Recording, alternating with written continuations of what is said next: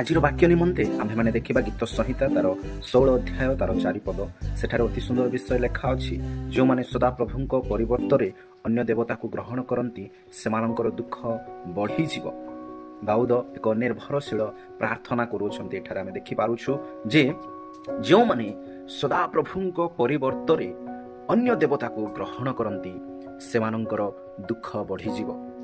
ସତରେ ଯଦି ଆମେ ଖ୍ରୀଷ୍ଟିଆନ ହୋଇ ଅନ୍ୟ ଦେବତା ଉପରେ ନିର୍ଭର କରୁଅଛୁ ବା ଅନ୍ୟ ଦେବତା ଉପରେ ଆମେ ଇଚ୍ଛା ପ୍ରକାଶ କରୁଅଛୁ, ତେବେ ଆମମାନଙ୍କର ଦୁଃଖ ବଢ଼ିଯିବ। ଦାଉଦ ଅତି ସୁନ୍ଦର ବିଷୟ ଲେଖୁଅଛନ୍ତି। ତେବେ ଆପଣମାନେ ନିଜେ ନିଜକୁ ପଚାରନ୍ତୁ, କ'ଣ ଆମେ ସବୁ ପରିସ୍ଥିତିରେ ସଦାପ୍ରଭୁଙ୍କ ଉପରେ ନିର୍ଭର ରଖୁଅଛୁ ନା ଅନ୍ୟ ଦେବତାକୁ ଆମେ ଗ୍ରହଣ କରିଅଛୁ? ଆମେ ନିଜ ହୃଦୟକୁ ମନକୁ ପଚାରିବା ଆବଶ୍ୟକ।